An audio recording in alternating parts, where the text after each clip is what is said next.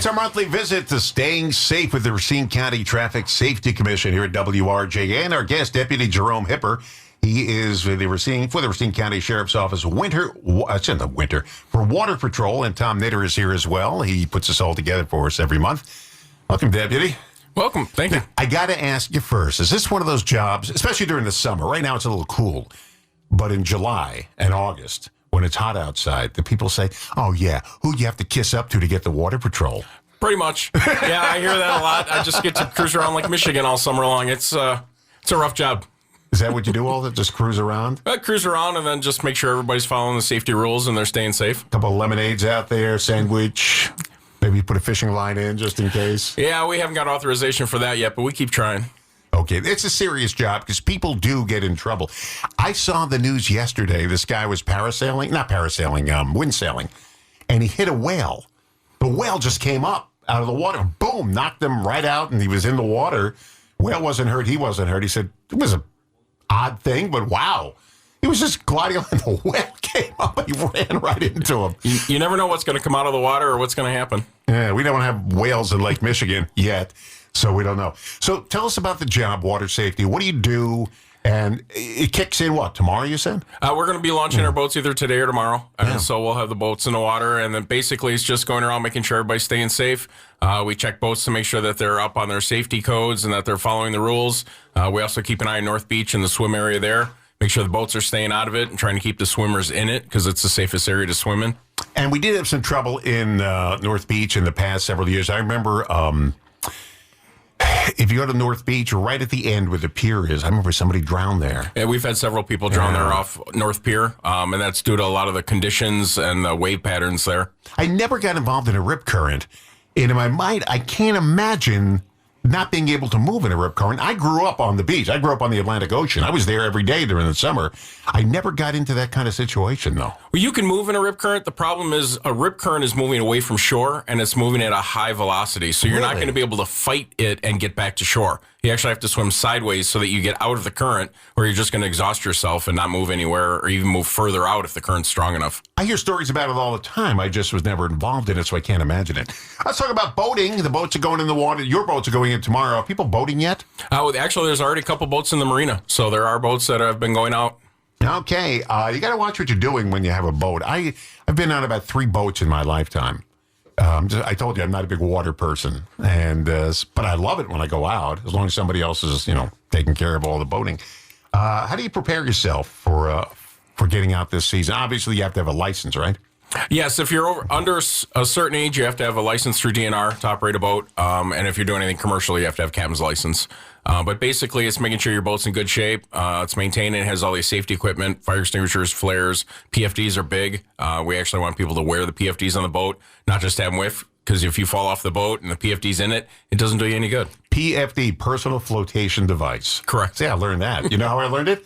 When we were doing this last year. I learned that phrase. Now, what do you have to have by law in your boat before you launch it? Well, it depends on the size of the boat. So boats under a certain amount need different requirements than boats over 16 foot. But the biggest things are fire extinguishers, flares in case you get in trouble, the PFDs. If it's an open construction boat, you actually have to have a lanyard so that if you fall off, it kills the engine. So it just doesn't keep going without you. Oh, that's interesting. I saw once on the news, the boat was going around in circles because somebody fell off and the boat was going around and somebody in your position made a leap onto the boat and shut it down. I said, whoa, 1 inch and he would have been in the water getting run over by the boat, but he had to just stop it. Yeah, you got to stop them somehow, and that's what the lanyard's for, to shut it down. And that boat, it'll automatically kick the engine to one side and start that circle, and it happens often where people fall out by themselves. The boat circles, and it ends up hitting them, running them over. So we've actually trained to go up to another boat, jump into it, and then shut it down. Life jackets. A lot of people say, oh, I'm not going to wear that thing. When I got on the boat, where's the life jacket? I need one that fits me. And you're looking at me now, I lost 34 pounds, but I was bigger. And I said, I need one that, well, here, this is one of the kids. No, I don't want a kid's one. I want one that fits me because if I go in, I can swim, but I don't know if I could swim in the ocean. But, proper size is key. You got to have the right fit for the person. And there's actually life jacket stations down by the launch the small boat basin, and then that DNR has a program people can borrow life jackets from, and then hang them up. There's little spots to hang them up so that they dry, and then they get put back inside when they're done. Now, do you have to have a life jacket for everybody? Is that a law? It's a good idea, Yes. but is it a law? No, it's a law that you have to have one life jacket that fits for everybody on board. So if you have some kid life jackets and you're counting them for adults, that's not going to cut it. What's the penalty? It's a $232 fine.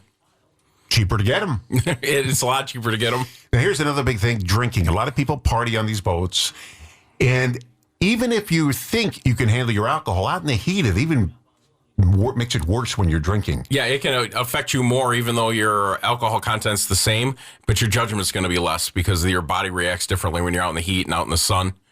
So we don't recommend drinking when you're driving the boats. It's just not a safe thing to do. There was a famous case, and I think it's still in the courts. A wealthy guy, he was a lawyer, and his son, I can't remember the name of this guy. If I said it, I think you'd know the case. His son brought a bunch of his teenage friends on the boat. They were all drinking, and he went under a bridge, and he hit one of the pylons in the bridge, and a young girl fell out and drowned. And he tried to make it that it wasn't his son's fault, and it was his son's fault. And, so when kids get out in boats and they start drinking, everybody thinks they can handle their alcohol. Now, I don't drink, so I don't know what it's like to have that, but it's dangerous stuff. It is. It really is. Now, can you get a DUI on water like you can on land? You can. Yep. If you're over the limit or you're being impaired by the alcohol, you can get operating while intoxicated on a boat. Now, how do you know when to? Now, you can know when to stop a car. They're speeding. They're swerving all over. How do you know when to stop a boat? It all depends on what they're doing. We have to see something that we can clearly establish that they're drunk from that. A lot of times we stop them for another reason. If they have something else going on, and then when we start talking to them and interacting with them, you can definitely tell. Yeah, I saw another one on one of those YouTube channels. They tried to stop this giant cabin cruiser. It was stolen. And unlike on land, you can't do a pit maneuver, especially when the police boat's 1/3 the size of this, luxury yacht or whatever it was. It was a yacht, and he stole it. And eventually, they boxed him in, and the yacht got damaged, but they got it back and they could fix it. But that's dangerous stuff on the water. I mean, we joked before that you're having a good time out there, but yeah, it's just like land. You get in trouble, and it is, and it's even more so dangerous than land, where it's harder for people to get out to you when you need help. On here on land, you can get squad cars rolling to you pretty quickly and get a lot of people there when you need help. Out there, it's pretty much just us. It's staying safe with the Racine County Traffic Safety Commission, Water Safety. Deputy Jerome Hipper is here. He's on the Water Patrol. That's kind of neat. Deputy on the Water Patrol. Kicks in tomorrow for you guys, huh? Yep, we're going to get the boats in and start patrolling the water now that the ice is finally left and the weather's getting at least a little bit nicer, or it was. Thunderstorms tomorrow. Pretty dangerous. It can be, but we've got the gear for it. We've got the boats for it. We got a big 41-footer. It can handle quite a bit. Okay. And Tom Nitter is here from the Racine County Traffic Safety Commission as well. Let's talk about personal watercraft. Let's talk about operating that boat generally during daylight hours. Tough at night because you really can't see much. Well, you can't see much. Personal watercrafts have no lights on them. They're not allowed to be operated at night at all due to that fact. And they're just, they go fast. They're hard to see. So the state decided that they're not allowed to be operated at night. It says operators 12 to 15 years old have to have a valid boating safety certificate. 12 years old? Yep, 12 years old with a valid certificate from DNR, and you can operate them. 12 years old. When I was 12 years old, I operated my two-wheeler, and I thought that was a lot. Wow. And avoid horseplay. Never operate a personal watercraft facing backward. No, it's not safe to do at all. You're going to fall off of it. This is obvious stuff. Some people still need to be reminded about it. Whoa. All right. Got some safety tips here. File a boat plan with a trusted person, including your route and a return time. Don't file it with the person who's in the boat with you. Bad idea. That's a very bad idea. Yeah, we need somebody to be able to tell us where you were going and about the time you're supposed to be back if you go missing and we have to try and come find you. Charts. You need charts in the boat, too. Now, do you need them for Lake Michigan? It depends on where you're going. If you're going near shore, you do. There are some areas that get really shallow. That's why we have the lighthouse outside Racine, because there's a reef out there. It gets down to like 3 feet. Alcohol. Now, alcohol in the sun is even worse than alcohol sitting in your living room. Correct. Yeah. It affects you a lot more out in the sun. You get a lot of alcoholic people out there during the summer? We get a lot of people that are drinking. We don't get too many people that are actually impaired. It's usually the passengers on the boat who are having a good time, and most of our boat operators are very responsible. That's good. So That's good. Everybody else has a good time. You don't. That's like you're the designated driver. exactly, you're just the designated operator. That's good. All right, let's talk about safety tips. Let's talk about rules. There were certain rules and regulations boating. Now, you don't have to have a boating license if you're an adult? You don't have to have a boating license if you're born after a certain date. So it's an age thing, and it's slowly progressing. So there are adults out there. In fact, we have adults that are on our water safety patrol that have to have their boating certificate just to operate our own boats. Weather, huge. If you see, like tomorrow, we're having thunderstorms. If you see violent thunderstorms on the lake, it's got to be a red flag for you not to go out. It is, or a red flag to get back in. The weather in Lake Michigan can change very quickly. I've seen it going from almost no waves to 5-6 footers that are going to cause some little boats problems and probably even swamp them. And it changes very fast out there. Let's go on some of these requirements. Personal flotation devices, life jackets, that is. One properly sized life jacket is required per person. Now, types 1, 2, and 3 are wearable. What is that? That means types 1, 2, and 3 you can put on and wear. A type 4 is a throwable. So it's like a seat cushion that's designed as a type 4 PFD. You can't wear it. Well, that's the type you have on an airplane.